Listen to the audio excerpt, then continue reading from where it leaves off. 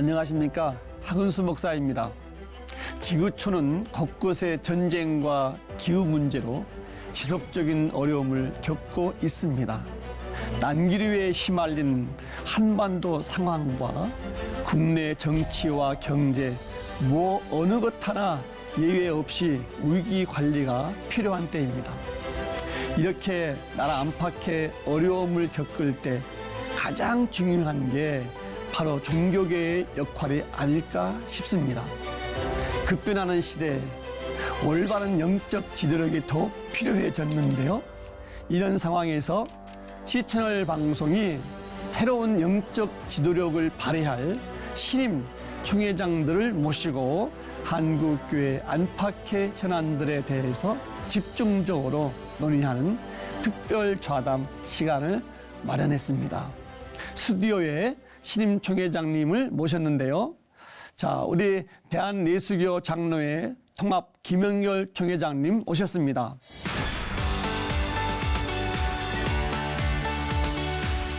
또 대한예수교 장로회 백석 즉 이기환 총회장님 자리했습니다.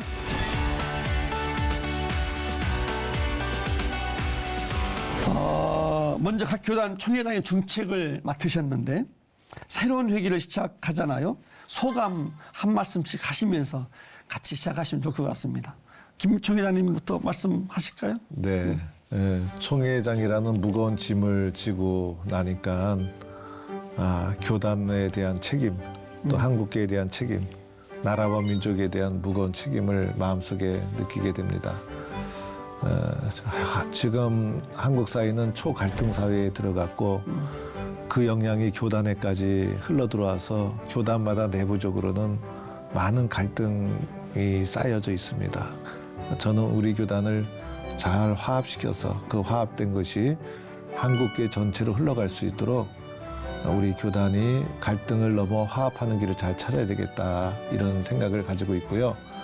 또 하나는 코로나 이후에 우리 마음이 많이 무너졌습니다. 목회 현장이. 그리고 교회가 침체되고 어떻게 하면 우리가 비전을 다시 가지고 성장 동력을 가지고 일어날 수 있을까. 그래서 우리 교단의 수많은 목회자들이 다시 꿈을 꿀 수 있도록 그 비전을 제시하는 총회장이 되어야 되겠다, 그런 생각도 가지게 됩니다. 또 하나가 있다면 탈권위 시대에 총회장애라고 해서 좀 힘주지 말고 목에 좀 힘 좀 빼고 발품을 팔아서 우리 많은 목사님들 만나고 또 교회를 만나고 소통을 하고 섬겨드리고, 그래서 교회가 좀 행복해졌으면 좋겠다, 그런 길을 잘 걸어갔으면 하는 마음으로 총회장직을 감당하고자 합니다. 네, 굉장히 무거운 짐을 말씀하신 것 같아요. 우리 이기환 총회장님은 좀 가벼운 소감으로 출발하시죠. 예, 저도 마찬가지입니다. 이 총회장의 중책이라고 하는 것은 전체의 교회의 대표성이 있기 때문에 많은 교회예요. 또 많은 목회자, 많은 성도님들에게 무언가 희망을 주는 이런 총회장으로서 활동을 하려고 합니다. 우리 오늘 이 방송을 보고 있는 모든 우리 교회, 목회자, 성도님 나가서 이 나라, 이 민족의 희망이 되어지는 우리 총회장으로서의 작은아마 역할을 감당하고자 이렇게 기도하고 있습니다. 네. 우선 먼저 우리가 현재 상황들을 좀 이야기하지 않을 수가 없습니다. 국제적으로는 전쟁이 계속되고 있고 그 여파로 한반도의 위기를 염려하는 목소리도 참 높습니다. 현재 상황들 어떻게 보시는지 한번 말씀 좀 우리 이기환 총회장님부터 말씀해 보시죠. 저는 모든 인생의 문제는 영적인 문제라고 봅니다. 네. 교회사를 보더라도 세계 역사를 보더라도 전쟁이 있고 기근이 있고 전염병이 있고 또 재앙들이 있었습니다.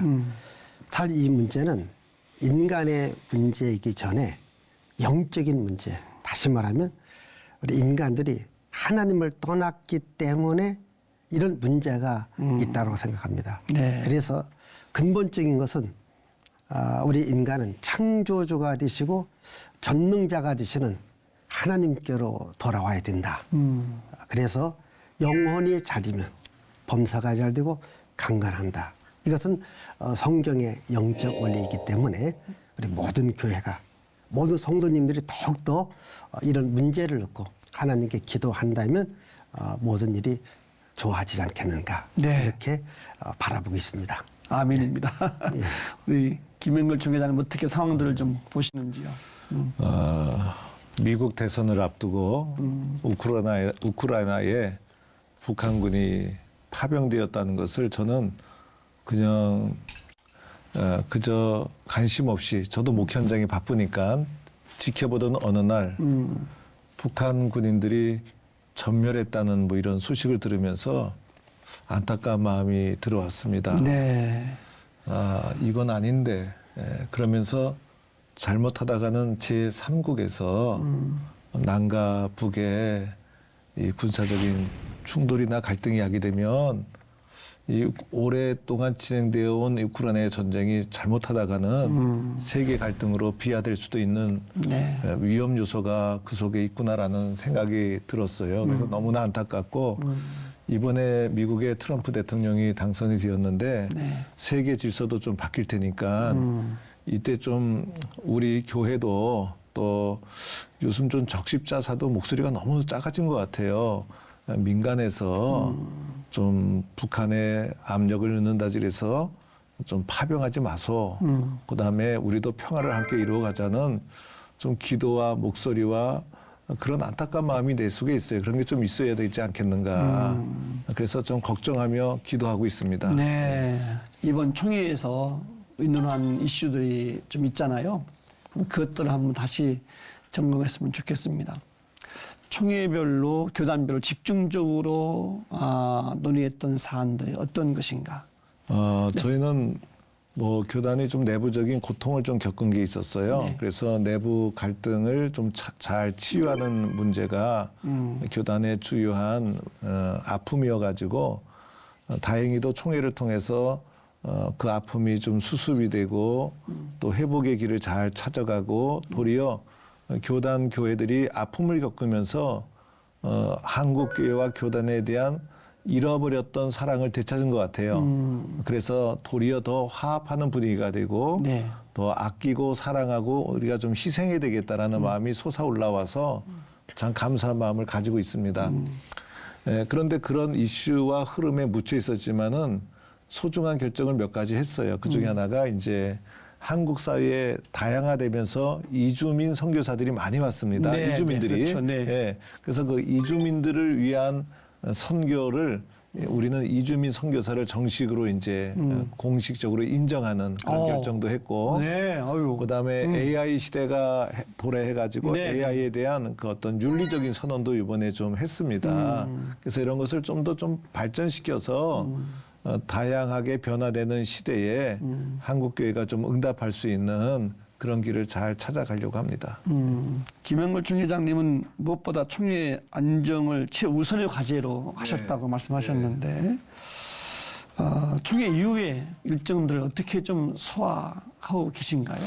총회 이후에 저희는 이제 시무 예배라는 것을 의미 있게 드립니다. 그래서 시무 예배를 그 첫 회기가 진행되면서 그 첫 회기에 방향성을 이제 결정하는 상징적인 의미가 있어서 네네. 어떤 총회장은 순교자 기념관에 가서 첫 예배를 드리면서 결단을 하고 어떤 분은 이제 휴전선관에 가서 이제 네. 결단을 하고 네네. 또 어떤 총회장은 세월호 유가족들을 위해서 예배드리면서 회기를 시작하고 또 이런 여러 가지 상징적인 시무 예배 현장을 찾아갔습니다. 네. 저는 총회에서 했습니다.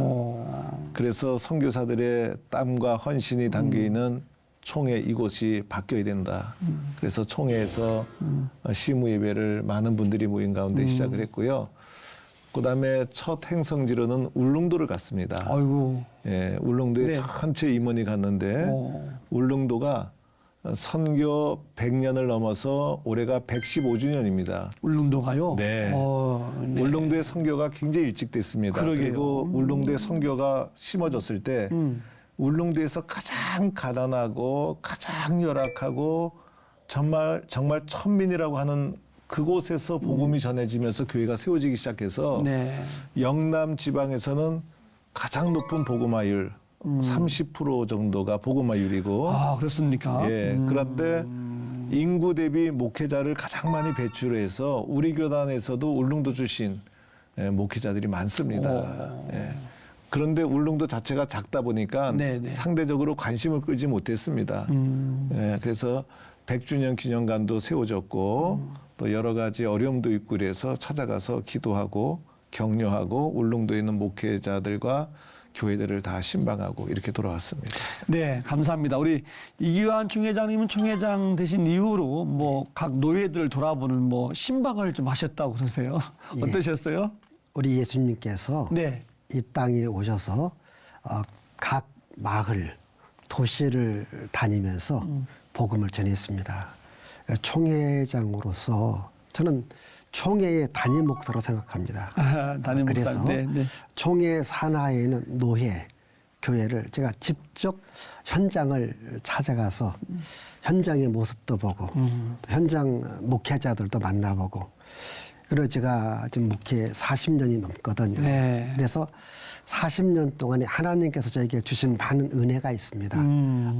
제가 책을 한 20여 권을 썼기 때문에 그 하나님께로도 받은 바 은혜를 함께 나누고 싶어서 제가 전국에 노회를 순방하고 네. 오늘도 노회를 순방하고서 네.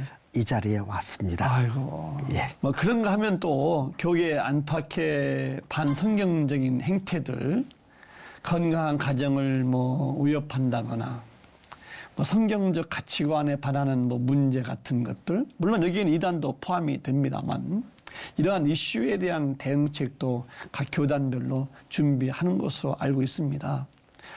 가장 중점적으로 들여다보고 계신 게 있다면 어떤 게 있을까요? 저는 그렇게 봅니다. 항상 우리들의 모든 삶은 성경이 표준이라고 봅니다. 네.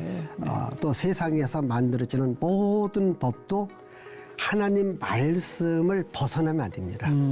그 창조의 원리에 의해서 모든 법들이 만들어져야 되고 이럴 때에 인간의 존엄성이 살아나고 네. 또 가정의 행복이 이루어집니다. 네.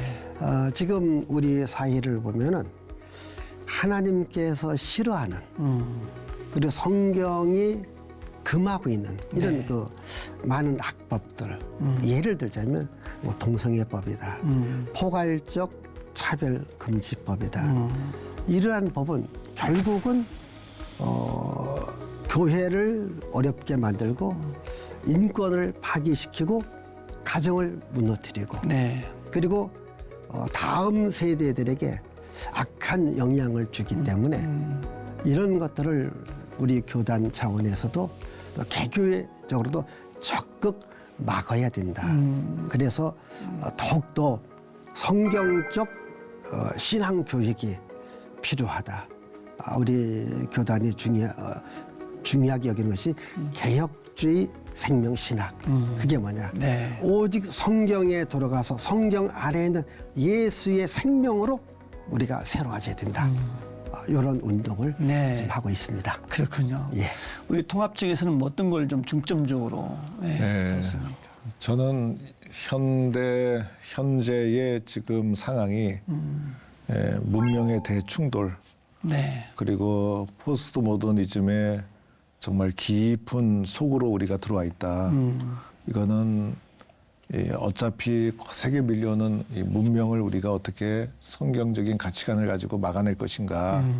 엄청난 혼란과 고뇌 속에 한국교회와 세계교회가 놓여져 있다 이렇게 봅니다. 단기적으로는 상징적인 그 동성애법, 차별금지법이라는 틀 안에 들어가 있는 동성애 합법화 문제. 이 문제가 법제화되는 것은 제도적인 것은 어떤 어려움이 있어도 한국교회가 막아야 되지 않겠는가. 네. 이것은 엄청난 파도가 한국계와 한국사에 밀려올 것이고 불행한 일이 야기될 것이기 때문에 단기적으로는 이것을 막아내는데 한국계가 있는 힘을 다 해야 된다라는 생각을 가지고 있습니다. 저희 교단에서도 때로는 동성애 대처 특별위원회 또는 차별금지법 특별위원회 여러 가지 제목이 조금 바뀌었지만은 수년 전부터 특별위원회를 통해서 제도적으로 연구하고 막아내는 그런 부서가 열심히 움직이고 있습니다. 그러나 또 장기적으로는 우리가 바른 대응을 하기 위해서는 좀 더 신학적인 논의가 있어야 되지 않을까. 어떤 방향을 가지고 우리가 나가야 되는지 신학적이고 성경적인 좀 이렇게 논의의 틀을 가지고 있어서 이 문제는 개교단의 문제가 아니다. 교단과 교리를 넘어서 한국교회 또 감리교와 장로교와 또 대신 측과 또 순복음까지도 함께 좀 이 문명의 상황 속에서 어떻게 기독교 윤리학적인 가치관을 가지고 살아갈 것인가라는 좀 논의의 틀이 좀 있었으면 좋겠다. 저도 네. 참 갈급해요. 네, 네. 아쉽고 네. 뭔가 신학적인 시대의 해석을 좀 저도 갈급해하는 입장인데 그래서 장기적으로는 한국교회가 이게 이미 도래한 이 문명에 대해서 어떻게 대처할 것인가를 좀 더 함께 논의하는 구조가 있었으면 좋겠다는 생각을 가지게 됩니다. 이번에 그 감리교 총회에서는 동성애 요즘에 이슈가 굉장히 심각하니까 퀴어 신학을 이단 규정했단 말이에요. 네. 어떻게 보십니까? 이런 거에 대해서. 우리가 작은 것 하나가 허용되었지만은 네. 하나가 둘이 되고 네. 둘이 열이 되어서 결과적으로는 처음에는 약한 것 같더라도 우리가 성경적으로 보면 작은 누룩 하나가 온 덩이를 변화시킨다 하겠습니다. 잘못된 사상 하나가 나중에는 신앙의 본질까지 훼손하게 되기 때문에 네. 작은 것 하나를 이것을 허용하는 것이 아니라 우리가 막아야 된다. 이렇게 봅니다. 네. 네. 구약 성경에 보면 하나님께서 아벨의 제사를 받고 가인의 제사를 안 받았다고 해요. 네. 성경에 보면 그렇게 나옵니다. 세월이 흐른 후에. 그러니까 아마 처음에는 똑같이 시작했는지 모르겠지만 세월이 지난 후에 이 가인의 예배가 변질이 된 거예요. 하나님이 안 받으신 겁니다. 네. 그래서 이런 성경을 떠나가는 이런 법들이 이제 처음 출발은 작지만은 시대가 지나갈수록 네. 점점 변질되어 가고 있기 때문에 저는 초반부터 우리 교회가 아까 우리 목사님이 말씀했듯이 이런 문제는 전 교회, 네. 전 교단이 하나 되어서 막아야 된다. 이렇게 동성애 문제는 교단을 초월해서 모든 교단이 다. 뭐 한 말씀 근데 하시겠습니까? 저는 여기서 네. 우리 스스로가 네. 네. 좀 더 좀 관대하게 서로가 서로를 좀 수용해야 될 부분이 있다고 생각이 들어요. 네. 작은 우리 교계 내부에서도 작은 차이를 가지고 우리의 적은 세상이고 우리의 적은 마귀고 우리의 적은 이 비성경적인 가치관들인데 우리 교단 또는 교계 안에 있는 다양한 의견이라는 측면에서 네. 네. 소통과 설득과 연합과 이런 인내의 정신을 가져야지 네, 네. 생각이 좀 다르다고 해서 그것을 우리가 적으로 공격을 한다든지 그러면 내부 분열이 돼버리는 거예요. 그래서 동성애 문제에 대해서 동성애를 찬성할 사람은 기독교인에 누가 있겠습니까? 그렇죠. 그러나 방법론의 문제에 있어서는 우리가 좀 더 소통과 논의를 통해서 연대할 때 더 큰 힘이 나타난다는 거죠. 네, 네. 그래서 그때는 우리가 좀 더 수용할 수 있는 대화의 소통의 문을 열어놔야지 너무 이제 대적 일변 들어가다 보면 우리도 상처받고 또 우리가 선교적 사명을 감당해야 될 사회에 대한 것도 우리가 이제 뭐라 할까 좁은 사람으로 보일 수 있으니 여기서 어떤 전략을 가지고 어떤 방법을 가지고 나갈 것인가는 좀 더 우리가 소통을 했으면 좋겠다 이런 생각을 가집니다. 자, 이제 아까 저도 잠깐 우리 김은걸 총회장님이 말씀하셨는데 그 선교 영역을 볼 때 이제 국내 이주민들 많이 들어오잖아요. 아까 교단적으로 네. 국내 선교사 예. 제도 말씀하셨는데, 자, 이 부분 어떻게 준비되고 있는지, 뭐 통합 측은 뭐 아까 말씀하셨는데 우리 백석 측에서도 좀 어떻게 대처하고 계신가요? 저희 교단도 그 이주민이라든가 또 이제 노동자들이라든가 이런 그 소외되고 또 어렵고 힘든 분들을 위해서 뭐 사회복지위원회, 또 NGO, 또 복지위원회 이런 그 위원회를 만들어서 이런 위원회한테 이런 전문적인 것을 이렇게 맡겨 나가는. 그래서 예수님께서도 가난하고 소외되고 어려운 자를 품고 그들에게 희망과 소망을 주듯이 교회는 생명의 신학이기 때문에 그분들에게도 생명을 줘야 되겠다. 무슨 생명? 예수의 생명이 들어가게끔 우리가 하는 일에 최선을 다해야 된다. 그래서 우리가 지금 노력하고 있습니다. 네. 그러면 우리 김 총회장님, 통합 측에서는 정식으로 뭐 국내에서 그런 이주민 선교사라는 네. 직함으로 파송하는. 네네 파송을 부여하죠. 이야. 네. 그리고 이제는 국내가 선교지가 된 거예요, 그죠? 네네. 네. 네, 그렇게 돼버렸어요. 네네. 그리고 제가 태국을 갔었습니다. 네네. 태국 총회장한테 그렇게 얘기했습니다. 태국 교회가 한국으로 선교사를 파송해 주세요. 한국에 태국 근로자들이 너무 많습니다. 오셔서 그들을 선교해 주시면 우리가 도와드리겠습니다. 그러니까 우리도 태국 선교하는 분도 있지만은 태국에서 우리나라 와 있는 태국인을 위해서 선교사 파송해 달라. 그래서 지금 선교가 네. 이제 국내외 경계가 없어져 버렸어요. 그러게요. 예. 아주 발빠르게 움직이는 정책 같은데 너무 감사합니다. 네.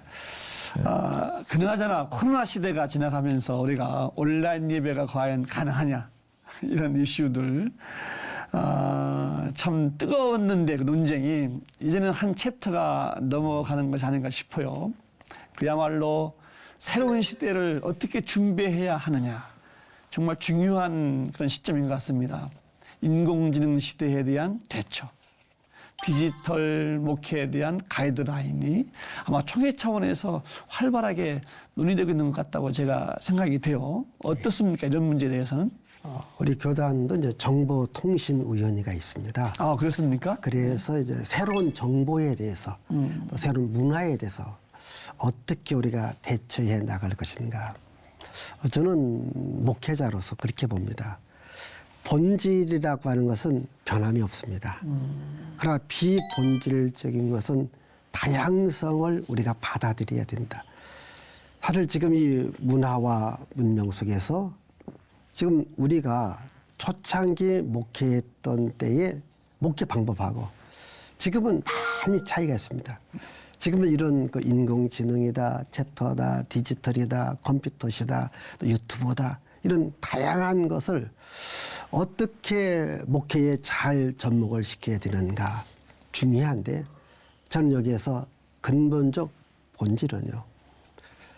옛날 우리 선배들은 정말 성경 갖고 무릎 꿇고 하나님께 기도해서 영성으로 목회를 했다면 지금은 많은 분들이 이런 그 문화와 문명의 혜택을 통해서 굉장한 지성은 강한데 영성이 약화되어서 우리 한국 교회가 과거에는 정말 영성이 있는데 지금은 영성보다는 지성이 강한 시대가 되어서 어찌 보면 그 예수 생명력이 좀 잃어가고 있지 않는가. 그래서 아무리 좋은 문화와 문명이 있다 할지라도 본질, 성경 말씀은 어제나 오늘이나 영원토록 변함없기 때문에 이럴 때일수록 더 성경을 붙들고 교회 중심으로 모든 목회자, 모든 교회들이 모여서 정말 성령님과 동행하고 성령님과 함께하는 이러한 영적 생활을 해야 된다. 네. 이렇게 저는 생각하고 있습니다. 네, 감사합니다. 우리 김 총회장님. 네. 예. 오늘날 문명의 또는 과학기술의 변화 속도가 너무나 현란해서 따라가기에는 저처럼 나이 있는 사람은 아날로그 시대에 성장한 사람은 안 되는 것 같습니다. 시대를 따라가기가 얼마나 어려운지 정신이 없습니다. 그러나 또 한국교회가 나아가기 위해서는 변하는 시대를 잘 읽어내야 하니 또 디지털 목회라든지 여러 가지 첨단 과학에 대한 또 적극적인 접근이 필요하다 이렇게 생각이 듭니다. 저는 사실은 그 코로나 시대에 영상으로 이렇게 예배가 송출될 때 무척 가슴이 아팠어요. 그리고 또 영상으로 예배를 드릴 수밖에 없는 상황이 되면서 또 그 당시 여러 가지 예배에 대한 논의가 있었을 때 교회는 현장이지. 목회는 사람과 사람이 만나서 가슴과 가슴이 부딪히고 마음과 마음이 부딪히면서 교회 공동체가 이루어지는 것이지. 어떻게 가상 공간에서 디지털 영상을 보면서 예배가 되어지나 저도 아주 반대를 했었는데 저는 그렇지만은 우리 어린 자녀들을 보니까 태어나면서부터 디지털과 영상에 익숙한 사람들은 이 속에서 감정을 공유하더라고요. 그러니 다음 세대를 위해서라도 디지털과 AI에 대한 적절한 가이드라인과 신학적 해석과 또 이것을 또한 선교적 도구로 아주 양적으로 질적으로 발전시켜야 되는 것이 우리 시대의 또 과제다라는 생각을 가지게 됩니다. 또 하나의 숙제를 가지고 있네요, 우리가. 그죠?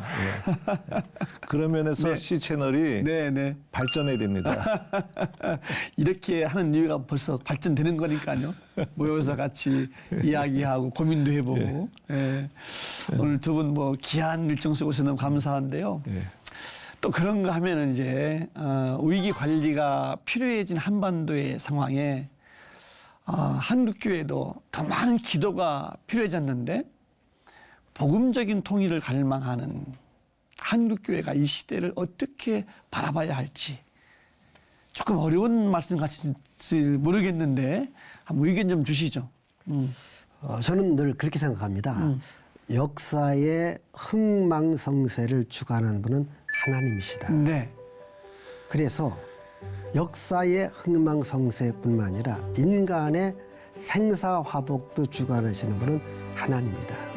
우리가 성경의 역사를 보면은 전쟁이 있고 기근이 있고 또 전염병이 있었을 때에 정말 그 시대를 고치고 그 시대를 살린 사람은 영성이 있는, 예를 들자면 엘리야 같은, 엘리사 같은 이런 영성 있는 사람들이 고쳤고, 또 한 가지는 이런 문제라고 했었을 때 이것은 뭐냐면 하나님을 떠났기 때문에 문제가 왔다. 그래서 선지자들은 다시 하나님께로 돌아와라. 그러면 역사의 흥망성쇠를 주관하시는 하나님께서 이 문제를 아름답게 해결해 나갈 것이다. 특별히 우리 한반도의 문제는 늘 긴장 상태에 있습니다. 저는 우리 모든 한국교회가 항상 나라와 민족을 놓고 기도하고 이 성경에서 선지자들이 하나님을 떠난 자들이 하나님께로 돌아오라고 외쳤듯이 저는 우리 모든 교회의 모든 성도들이 하나님께 돌아와서 하나님과의 관계만 잘 된다면 우리 한반도의 문제, 우리 대한민국이 더 좋은 선교 한국으로 하나님 앞에 쓰임받을 수 있다. 이렇게 저는 늘 주장하고 있습니다. 제가 아멘으로 대답하겠습니다. 아멘. 우리 김현권 총회장님. 우리 남북 문제 참 우리나라의 분단 상황은 참 십자가와도 같은 무거운 짐이다. 우리 한국교회 정말 선교적 가장 무거운 짐이 남북관계다. 분단을 극복하고 어떻게 하면 통일을 이룰 수 있을까. 굉장히 큰 선교적 과제다. 이렇게 생각을 합니다. 과거에 우리 신앙의 선배들은 목 놓아 기도했어요. 우리 목사님도 말씀하셨지만 기도하는데 내 문제에 붙잡고 기도하지 않고 나라와 민족으로 해서 김일성 회개하고 예수 믿으라고.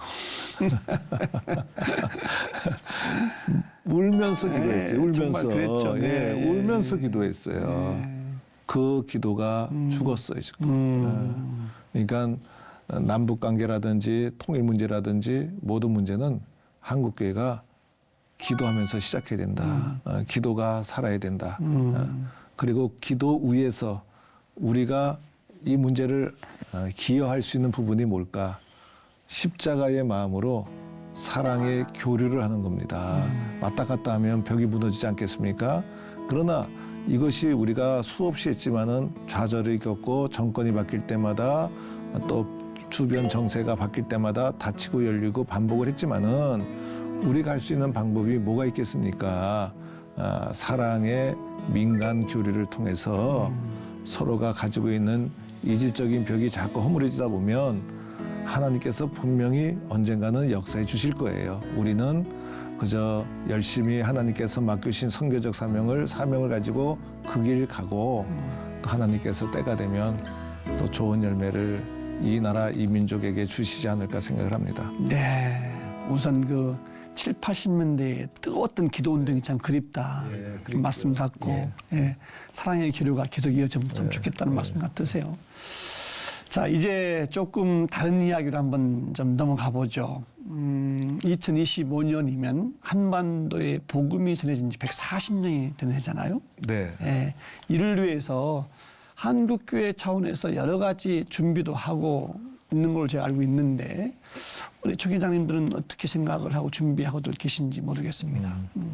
저는 선교 140주년 때에 총회장직을 감당하게 되어서 참 감사하고 의미가 있습니다. 네, 네. 영광스럽게 생각하고 140년을 생각해 보면 그 당시 한국교회는 정말 희망이 없었습니다. 네. 한국 땅에 오는 선교사들은 뒤돌아갈 생각하지 않고 온 겁니다. 우리가 그 선교사들이 가졌던 초심으로. 네. 그때 선교사들이 와서 교단이 어디 있고 교파가 어디 있었습니까? 그렇죠. 네, 네. 언더우드 아펜셀러가 손잡고 내려오지 않았습니까? 네. 배에서. 네. 네. 누가 먼저 왔냐 그런 말도 있던데 손잡고 내려왔을 것 같아요. 그래서 네. 초심으로 그다음에 연합의 마음으로 한국교회 전체를 생각하는 마음으로 민족을 생각하는 마음을 더 크게 가지는 계기가 네. 되었으면 좋겠다 싶고요. 네. 교단장으로 할 수 있는 것은 그런 마음이 모아질 수 있도록 서로가 좀 연합 예배라든지 또 부활절 때 왔으니까 부활절을 전후해서 좀 의미 있는 연합 예배를 한번 드렸으면 어떨까 이런 생각을 가지고 네, 네. 서로 소통하고 있습니다. 네, 네, 네, 네. 우리 이충 기자님. 네. 그 12일 날 네. 우리 한국교회가 연합에서 선교 140주년 준비 모임을 우리 천안에 있는 백석대학교에서 갔습니다. 네. 아, 그렇군요. 네. 그래서 140주년을 우리가 어떻게 준비하고 또 선교 140주년의 그 역사를 우리가 어떻게 더 좋게 이어져 갈까. 우리 가까이 서울 그 양화진에 보면 외국인 순교자들의 묘역이 있습니다. 네. 거기에 써 있는 글자 하나를 보면 우리 가슴을 뭉클뭉클하게 그렇죠. 하죠. 네. 그래서 한 알의 미라리 땅에 떨어졌기 때문에 오늘 이 한국교회가 태동하게 됐을 때에 저는 오늘 이 한국교회가 우리 목회자들도 다시 그 선교사들이 이 한국 땅에 땀과 눈물과 생명을 바쳤듯이 우리도 다시 한번 우리가 이 땅에 선교사라고 생각하고 나라와 민족을 위해서 땀을 흘리고 피를 흘리고 생명을 바쳐 이 복음을 전한다면 우리 교회, 우리 나라가 다시 일어나지 아니할까. 네. 그래서 이 선교사의 정신이 다시 우리 마음속에 있어야 된다라고 저는 확신하는 겁니다. 아, 두 분 말씀 들으니까 140주년의 의미가 더 깊어질 듯 같습니다. 네, 기대가 되고요. 아, 지금까지 140년의 역사, 또 이제 앞으로의 한국교회의 역사를 이어갈 주인공은 뭐니 해도 다음 세대의 중요성을 말씀하지 않을 수가 없잖아요. 교단별로 다음 세대를 위해서 뭐 노력은 많이 하시겠지만 어떠한 점 준비하고 계시는지. 저희 교단엔 다음 세대 부흥위원회라는 것이 있어요. 그래서 네. 거기서 전문적으로 다음 세대의 부흥 전략을 이제 구상을 하고 다음 세대 사역자들을 양육하고 훈련시키고 그런 사역을 특별위원회에서 이렇게 좀 감당해 나가고 있고요. 또 하나는 이제 교육부서에서는 시대가 바뀌다 보니 또 교재도 바뀌어야 되고 그래서 좀 변화하는 시대에 맞게 또 아이들이 요새 또 접하는 게 양질의 어떤 문화를 접하게 되니까 책을 만들어도 네. 공과를 만들어도 디자인을 하나 해도 양질의 교재를 만들기 위해서 또 교재도 새롭게 올해 좀 발간될 것 같아요. 네, 네. 그다음에 또 저희 교단에 코로나 시기에 교육방송이라는 것이 만들어졌어요. 아, 그렇습니까? 그래서 저는 우리 C채널이나 이렇게 방송국하고 어떻게 좀 이렇게 소통이 되면 어떨까라는 생각을 가지게 되는데 네. 거기서 주일 예배를 이제 주일 학교가 없는 교회가 선생이 운영되지 않고 네. 아이들 몇 명만 앉아 있고 가르칠 선생이 없고 그래서 이제 이제 영상으로 주일 예배를 송출한 거예요. 만들어서. 그랬더니 그 예배를 가지고 주일 학교 예배를 운영하는 교회가 2,000개 가까이가 됩니다. 이야. 저도 놀랐습니다. 네. 그런데 코로나 이후에 또 영상 예배의 존재감이 좀 낮아지고 네. 또 후원금이 좀 이렇게 줄어들면서 문 닫게 됐어요. 문 닫게 돼가지고 매달 며칠까지 방송하고 이 방송이 이제 그만 종료하게 됩니다라고 네. 자막으로 이제 방송 나갈 때마다 했더니 네, 네. 연락이 오는군요. 2,000여 교회 가운데 수많은 교회가 그러하면 우리 교회 학교 애들은 어떡합니까? 안 된다. 그래가지고 도리어 더 많은 후원자들이 생기게 됐어요. 아이고. 야. 그래서 다시 재발족을 해가지고 얼마 네. 전에 재발족을 해서 네. 다시 힘차게 해보자. 네. 그래서 다시 교육방송을 시작하게 되었습니다. 잘 됐네요. 우리 백석 측도 뭐 어떻게 준비하시는지요? 예. 저는 그 이제 사사기 2장에 보면 여호수아가 죽고 네. 그 시대의 장로들이 죽고 난 후에 그 시대의 사람들이 하나님을 알지 못했다. 네, 네. 그리고 하나님이 하는 일도 몰랐다. 그래서 이들이 다시 악을 행하고 우상숭배를 했다. 그래서 지금 시대 사람들이 다음 세대를 이어가는 세대가 아니라 다른 세대가 됐다. 이것이 지금 우리 한교 교회 학교의 문제이기도 합니다. 네. 그래서 일찍이 우리 백석학원의 그 설립자이신 우리 장종현 목사님께서 이 교육에 대한 중요성을 알기 때문에 정말 많은 돈을 들여서 이 교육을 전담하는 부서를 만들었습니다. 그래서 이곳에서 지금 우리 종 회장님이 말씀하셨듯이 다양한 이 교육 재료, 영상 재료를 만들어서 이제 각 원하는 교회가 그걸 사용하면은 제가 알고 있는 강화도의 아주 작은 교회입니다.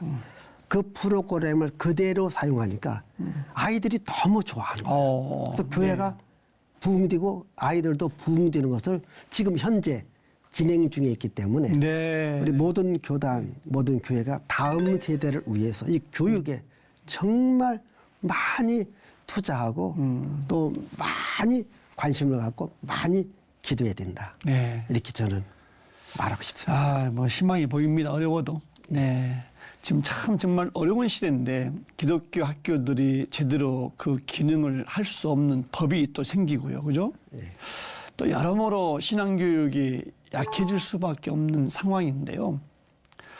이 지금 뭐 앞에 질문과 같은 질문 맥락에 이어질지 모르겠는데 앞으로 공교육에서 지금 이 미래 교육을 가장 큰 주제로 꼽고 있는 것처럼 미래 교육을 감당할 미래 교육을 어떻게 우리가 더 잘 준비할 수가 있을까? 예. 아까 연장선에서 말씀하신다고 그러면 다음 세대를 위한 미래 교육 어떻게 하면 더 잘 준비할 수 있을까? 혹시 뭐 또 보충 설명 또 할 수 있겠습니까?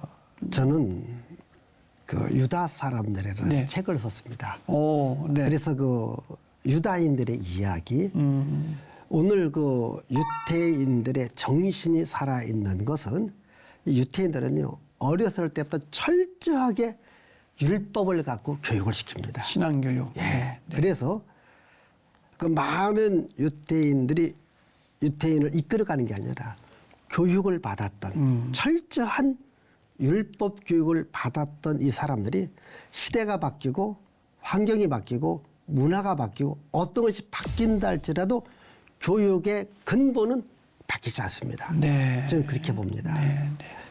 이제 세상 학교는 지식을 가르친다면 우리 교회에서는 우리 목회자들부터 또 교회 학교 교사들부터 더 철저하게 성경 교육을 가르치고 기도를 가르치고 그리고 또 영성, 성령 충만하게끔 아이들을 가르쳐야 되지. 이제 세상 학교로만 맡기면은 교회가 미래가 없고 다음 세대가 미래가 없기 때문에 우리 아이들 더 아주 성경을 암송하게 하고 네. 성경대로 살아가도록 성경을 더 강하게 교육을 시켜야 된다고 봅니다. 예. 예, 정말 아주 목사님 그 열정적인 그 강조하시는 것이 너무 감사한데요. 아, 정말 어느 시대를 봐도 어려움이 없는 시대가 없었잖아요. 하지만 언제나 진리를 위협하는 일들은 함께 해왔는데 그럼에도 불구하고 한국교회가 여전히 희망이라고 하는 것을 보여줘야 하는 때가 또 지금이 또 아닌가 또 싶어요. 또 예. 신뢰도 회복을 위한 노력 그리고 한국교회가 연합과 일치를 위한 노력 어떻게 나가면 될까요? 예, 지금 많은 사람들이 위기라고 합니다. 네. 또 한국교회가 또 많은 사람들에게 신뢰받지 못하고 있습니다. 저는 우리들에게 많은 책임이 있고 이 현실을 우리 후대들에게는 물려주지 말고 네. 우리 시대에 한국교회를 좀 변화시켜서 우리가 좋은 모습으로 후대에 한국교회를 물려줬으면 좋겠다 이런 생각을 가집니다. 그러기 위해서는 우리가 먼저 좀 정직해야 된다 생각됩니다. 교회의 정직이 사라졌습니다. 하나님 앞에 말씀 앞에 우리가 좀 더 정직해야 된다 생각이 들고요. 또 하나는 좀 우리가 희생적이어야 된다. 한국교회는 희생 위에 서 있는 겁니다. 그러니까 희생이 사라져 버렸습니다. 좀 희생적이어야 된다. 그러면서 동시에 우리 평신도들은 주의 종을 좀 사랑하고 존중해 줬으면 좋겠다. 그러니까 그 주의 종을 존중하지 않다 보면 이게 다 무너지게 돼 있습니다. 왜냐하면 요즘은 자녀를 한 명을 낳을까 말까 한 시대입니다. 그렇죠. 네. 옛날에는 한 5명, 6명, 7명 되면 그중에 주의 종으로 한 명 바쳐도 괜찮았는데 요즘은 그 귀한 자녀를 주의 종으로 존중받지 않는 그런 상황 속에서 어느 신앙인이 바치겠습니까? 교회는 우리가 함께 사랑과 희생과 애정과 누가 뭐라 그래도 정말 하나님의 말씀을 붙잡고 하나님의 교회를 세워나가는 이 소중한 사역은 누가 뭐라 그래도 우리들이 함께 만들어 가야 될 교회이기 때문에 정직하게 희생적으로 우리들은 좀 본을 보여드리고 또 성도들은 주의 종을 사랑하고 존중해서 좋은 교회를 함께 만들어가면 한국교회에 희망이 있지 않겠는가 생각이 됩니다. 아름다운 공동체 만들어가면 참 좋겠다. 네. 이번 10월 27일 날 나라와 민족을 위한 기도 모임이 있었습니다. 네, 지나갔죠. 네. 저도 거기 참석하면서 수많은 성도들이 나와 있는 그 모습을 보면서 제 마음이 울컥하더라고요. 네. 그러면서 무슨 생각이 들었는가. 그 엘리야 시대 때 엘리야를 합니다. 주여, 저만 남았습니다. 그때 아니다. 바알에게 무릎을 꿇자 했던 7천여 명이 남아있다.